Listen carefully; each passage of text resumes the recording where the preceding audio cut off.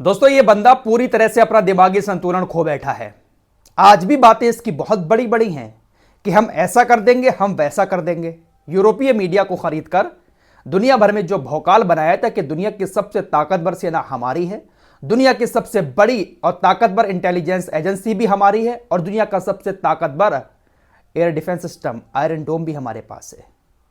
यूरोपीय मीडिया को खरीदकर जो भौकाल बनाया था, लगता है उस भौकाल का नशा अभी भी इसके सर पर सवार है।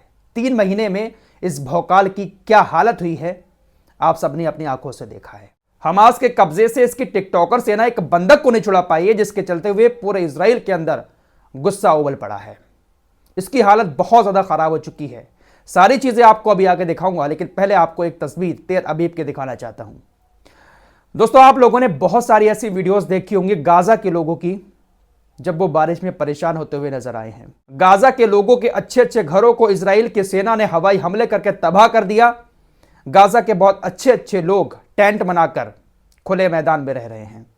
बारिश भी बहुत ज्यादा हो रही है गाजा के अंदर, जिस वजह से उनको बहुत परेशानी का सामना करना पड़ रहा है। बहुत ज्यादा बारिश होने की वजह से टेंट के अंदर पानी भर जा रहा है, कीचड़ हो जा रही है। बहुत मुश्किल हालात में इस वक्त गाजा के लोग हैं। आपने बहुत सारी वीडियोस देखी होंगी, लेकिन अब रात तेल अबीब की एक वीडियो सामने आई है। इजराइल के तेल अबीब के एक एरिया में इतनी खतरनाक बारिश हुई है कि बाढ़ जैसे हालात हो गए हैं। पूरे के पूरे हॉस्पिटल में पानी भर गया है।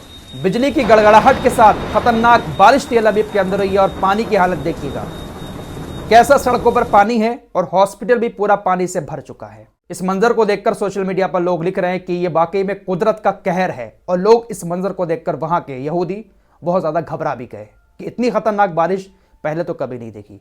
फिलहाल अगली खबर की तरफ चलते हैं। कल आपको बता चुका हूं कि हमास ने इजराइल के सामने 4 शर्तें रखी थी कि अगर इजराइल इन 4 शर्तों को मान लेता है तो हम इजराइल के बंधकों को छोड़ देंगे।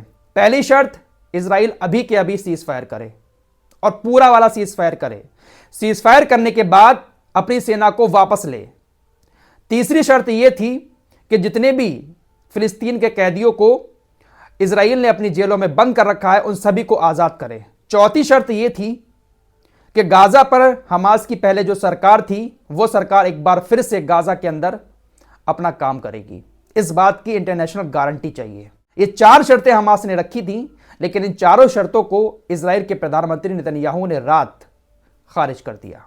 साफ कह दिया नेतन्याहू ने कि हम हमास की इन शर्तों को नहीं मानेंगे और हम सरेंडर करने के बाद सीज फायर का ऐलान नहीं करेंगे। नेतन्याहू ने अपने देश को संबोधित करते हुए कहा कि हम हमास के कब्जे से अपने 110 बंधकों को घर वापस ले आए हैं।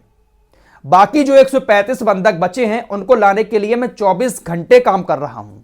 24 घंटे में इसी फिराक में लगा हूं कि कैसे भी करके इन बंधकों को वापस लाया जाए। एक बात मैं साफ कर देना चाहता हूं, मैं सीज फायर नहीं करूंगा, मैं हमास के सामने सरेंडर नहीं करूंगा।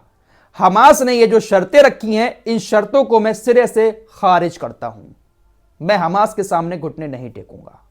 बातें आज भी इसकी बड़ी बड़ी हैं।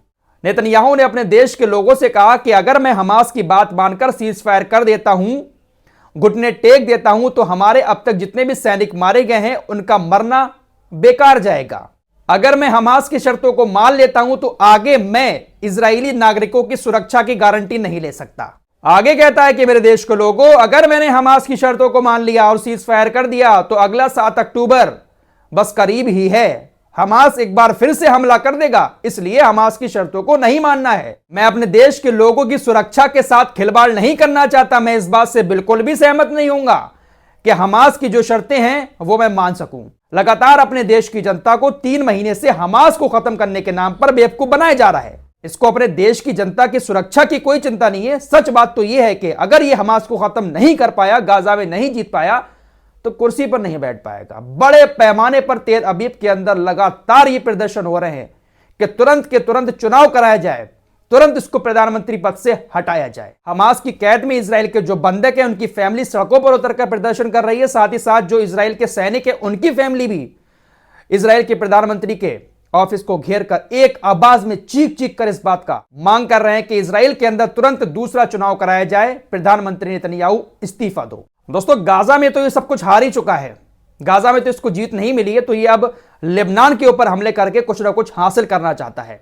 जिसके बारे में आपको पहले बता चुका हूं कि हो सकता है कि जनवरी के लास्ट में ये लेबनान के ऊपर हमला कर दे हिजबुल्लाह के नाम पर।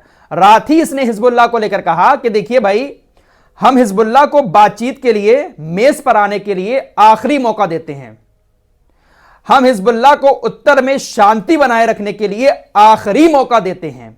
अगर हिजबुल्लाह इस आखिरी मौके पर नहीं मानता है तो हम हिजबुल्लाह को एक ऐसी हार देंगे जिससे हिजबुल्लाह कभी उभर ही नहीं पाएगा। यार हंसी आती है इसकी बातों को सुनने के बाद। गाजा में हमास के ऊपर तो इसका कोई बस नहीं चला, अब कह रहा है कि हम हिजबुल्लाह को इतनी बुरी हार देंगे अगर हिजबुल्लाह ने हमारी बातें नहीं मानी कि हिजबुल्लाह जिंदगी भर उभर ही नहीं पाएगा। वाह वाह वाह, क्या बात है भाई साहब। मैंने शुरू में कहा ना कि जो भौकाली का नशा सर पर सवार था, उस भौकाली के नशे में बड़ी बड़ी बातें करके दुनिया को डराता रहता था, अभी भी वो नशा उतरा नहीं है इसके सर से। एक और खबर आपको बताता हूं, यहूदी इससे कितना ज्यादा नाराज हो चुके हैं। एक खबर आई है कि हमास के कब्जे में जो बंधक थे वो किसी तरह से भाग रहे थे, लेकिन उनकी मौत हो गई। इजराइल डिफेंस फोर्सेस उनकी लाशों को लेकर आई और उन लाशों को न जाने कहां दफना दिया। आपकी स्क्रीन पर ये 3 बंधक हैं। इन 3 बंधकों को लेकर अभी तक इजराइल डिफेंस फोर्सेस की तरफ से मौत का सही कारण इन तीनों की फैमिली को नहीं बताया गया है कि आखिर इन लोगों की मौत हुई कैसे है। इजराइल डिफेंस फोर्सेस की तरफ से बातों को घुमाया जा रहा है कि हो सकता है कि इनको जहर देकर मार दिया गया हो सकता है इनका गला घोटकर मार दिया गया हो। बातों को घुमाया जा रहा है, जबकि इनकी फैमिली इजराइल डिफेंस फोर्सेस से जवाब मांग रही है कि आखिर हमारे इन तीनों को किसने मारा, इनकी मौत किस वजह से हुई है। दोस्तों, ये पहला बंदा जो है इसका नाम था रॉन शर्मन। इसकी मां जिसका नाम है माइन शर्मन, उसने इजराइल डिफेंस फोर्सेस के ऊपर आरोप लगाए हैं कि हमारे इन बच्चों की मौत जो है वो इजराइल डिफेंस फोर्सेस के हाथों ही हुई है। जिस एरिया से हमारे ये बच्चे निकलकर आ रहे थे उस एरिया में इजराइल डिफेंस फोर्सेस ने जहरीली गैस का एक इंजेक्शन फोड़ा था। उस जहरीली गैस के इंजेक्शन की वजह से हमारे इन बच्चों की मौत हुई है। इजराइल डिफेंस फोर्सेस ने इन तीनों की मौत के बाद इनको दफना दिया, बॉडी को इनके परिवार वालों तक भी नहीं पहुंचाया। इसीलिए इसकी मां इजराइल डिफेंस फोर्सेस के ऊपर आरोप लगा रही है। तो ये बहुत सारी चीजें 3 महीने में इजराइल के यहूदियों के सामने आई हैं, जिसकी वजह से उनको भी लगने लगा है कि बस अब कुछ नहीं हो सकता, नेतन्याहू को तुरंत इस्तीफा देना चाहिए। नेतन्याहू पूरी तरह से इस जंग में फेल हो चुका है। दोस्तों, इजराइल डिफेंस फोर्सेस ने एक वीडियो जारी करते हुए कहा है कि हमने खान यूनिस के अंदर एक हमास की बहुत बड़ी सुरंग को खोज निकाला है और ये वो सुरंग है जहां पर हमास ने 20 बंधकों को छुपा कर रखा था।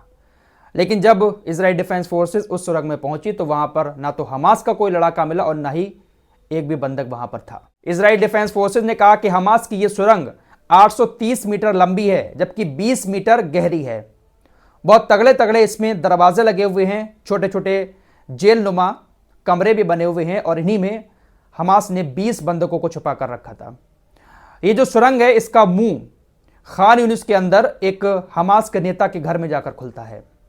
बीचों बीच शहर में ये सुरंग बनी हुई है। 3 महीने से इजरायली सेना गाजा के अंदर सुरंगों को ढूंढ रही है। कभी कभार एक सुरंग मिल जाती है तो उसमें ना तो हमास का कोई बंदा मिलता है ना ही उसका कोई बंधक मिलता है। फिलहाल इस रिपोर्ट में इतना ही, मिलते हैं कुछ और नई खबरों के साथ। तब तक के लिए अपना ख्याल रखिए।